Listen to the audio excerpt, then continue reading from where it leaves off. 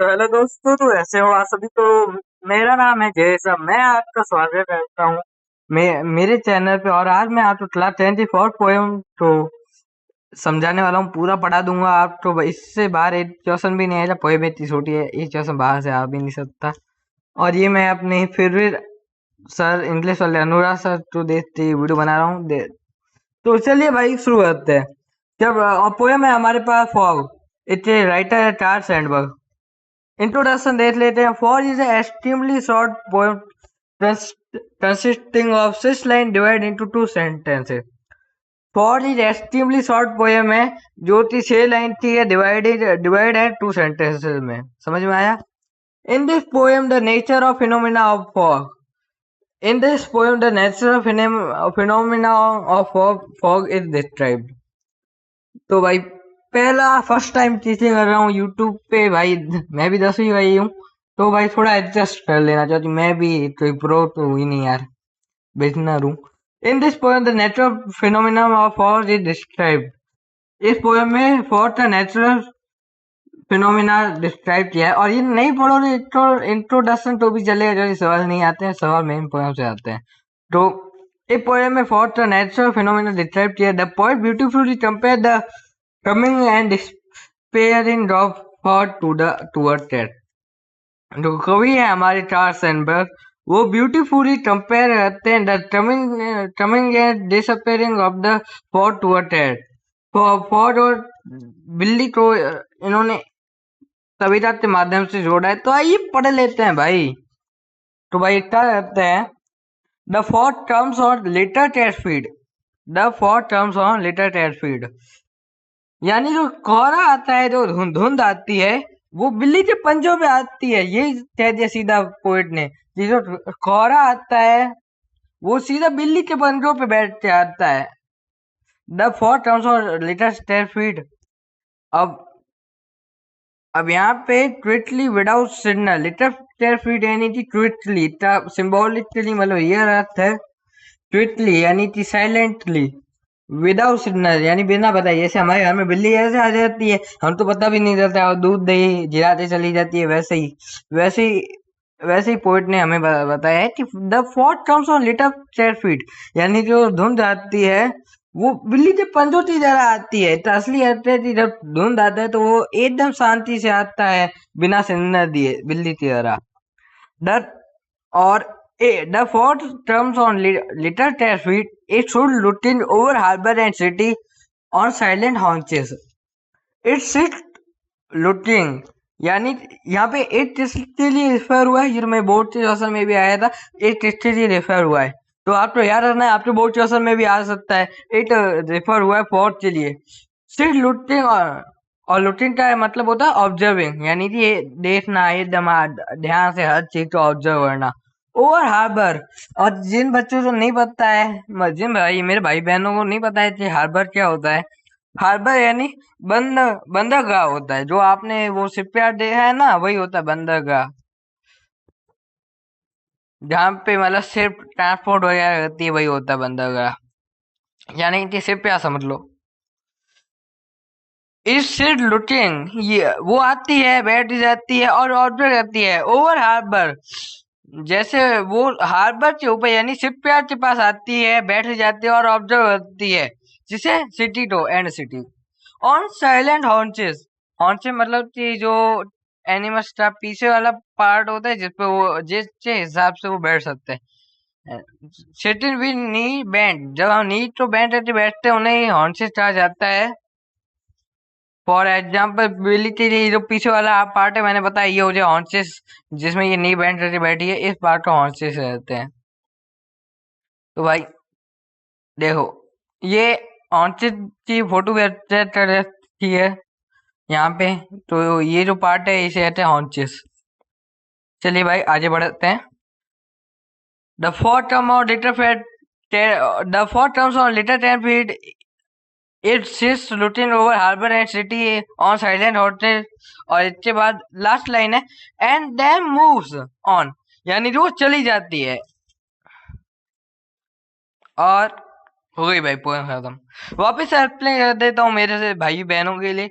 The four terms और little टेरफीट, जो धुंध होती है वो बिल्ली के पंजों पे आती है। टार्सली अर्दर जी, जो धुंध आती है वो बिल्ली की तरह आती है, बिल्ली की तरह आती है,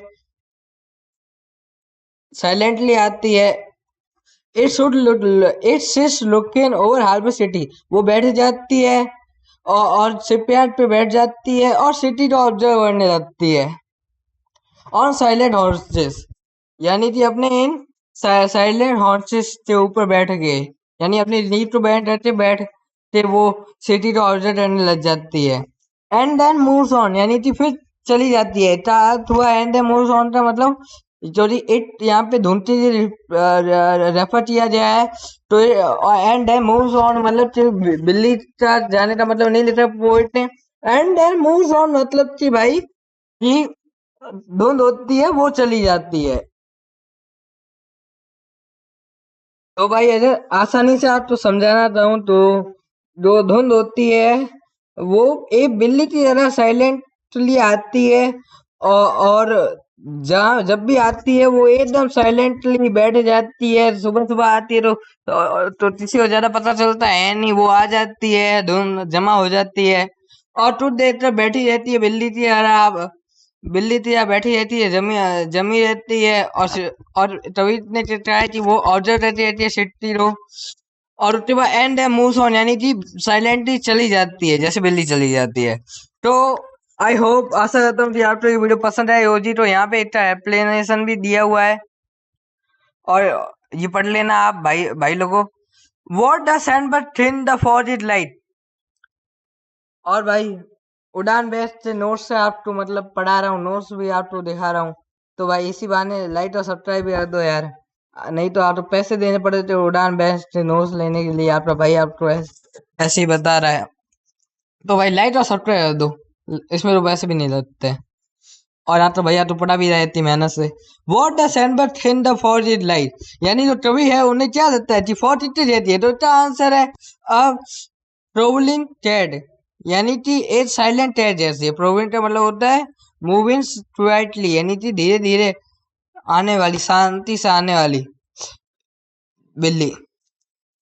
तो फोर्थ अच्छी है, ये शांति से आने जैसी वाली बिल्ली जी। तो भाई ये इंपॉर्टेंट क्वेश्चन है, गारंटी से कह सकता हूँ कि ये क्वेश्चन आपकी परीक्षा में दे सकते हैं आप, तो ये आपके एग्जाम में आ सकते हैं। हाउ डज द फॉर कम, ये जो धुंध होती है वो कैसे आती है। तो इसका आंसर हो जाएगा option A, slowly on little set feet, धीरे धीरे बिल्ली के पंजों पे बैठ जाती है, ऐसा कवि ने बोला था और मैंने आपको बहुत बार समझा दिया। अब तो आपके दिमाग में सब ही क्या हो जाए भाई, कंप्यूटर की तरह। इसी बहाने लाइट और सब्सक्राइब कर दो मेरे भाई। What does it in the third line refer, मैंने बोला था भाई ये आएगा आएगा आएगा और ये आया, नोट्स में भी दिया हुआ है। इट किससे रिफर किया जाए, इसका आंसर हो जाएगा option C, the fog. That the poet actually said that fog is like a thread, find the thing that tells us so. Poet असली में जैसे रह सकता है कि जो धुंध होती है वो बिल्ली जैसी होती है। फाइंड थ्री सिन दैट टेड अस सो, हमें जो तीन चीजें बताई थी वो बता। Option A, the foggy compare to Ted, Ted feet silent horses and movement, the foggy compare to claws whispers and Ted, ये बी वाला तो नहीं हुआ। और ये सी और डी आप तो पढ़ने की जरूरत नहीं है, जो चीज तक करेक्ट आंसर हो जाएगा ऑप्शन ए, जो थी मैंने आपको पहले ही पढ़ा दिया था। जी फॉर है वो कंपेयर किया कवि ने उसको टेट की फीट के साथ, ऑथर ने राइटर ने उसको टेट की फीट के साथ कंपेयर किया, साइलेंट हॉर्सेस के साथ कंपेयर किया है और उसके मूवमेंट के साथ कंपेयर किया है। What is the fog doing while it's setting on over harbour city, तो वो क्या रहती है, ऑब्जर्व रहती है साइलेंटली। ऑप्शन बी आपका यहाँ पे करेक्ट आंसर हो जाएगा। What is significant of the four sitting और साइलेंट हॉर्सेस, जो साइलेंट हॉर्सेस पे बैठी है ये मतलब क्या दर्शाता है। It highlight the four charm and watchful quality, ये जो साइलेंट हॉर्सेस पे बैठने वाली जो बात कही है ये क्या सिग्निफिकेंट करता है। ए, it showed the aggressive nature of horse, ये भी नहीं होगा। सी, it showed that the horse is lazy and stated, ये भी नहीं हुआ। It suggest that for the temporary and loud, ये तो बताया ही नहीं था हमें इस पोएम में।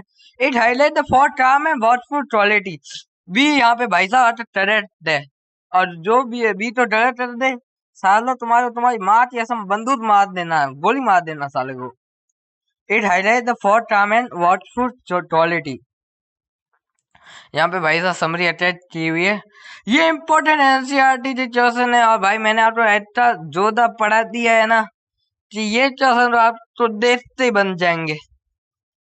और यहाँ पे आंसर भी अटैच किए हुए पड़े हैं, तो आप आंसर पढ़ लेना है, यहाँ से इम्पोर्टेंट है भाई, एनसीईआरटी इम्पोर्टेंट। तो इसी के साथ हम दोनों ने इस पॉइंट को पूरा खत्म कर दिया है। बहुत छोटी पॉइंट थी, मात्र 10 मिनट में हमने खत्म कर दिया। तो इसे 2-3 मिनट में भी समझा देता है, पर भाई 2-3 मिनट का ध्यान कैसे ही होगा आप खुद ही समझ सकते हो। तो कम से कम 10-15 मिनट लेके पढ़ाओ तो सही। तो मैं तो भाई आपको डिटेल में ही पढ़ाऊंगा, क्योंकि मैं नहीं चाहता कि मेरे भाई बहनों का एक भी नंबर चढ़े। तो भाई थैंक यू यार, इतना मतलब आपके लिए मेहनत की है, तो लाइक और सब्सक्राइब कर देना। Bye bye, love you.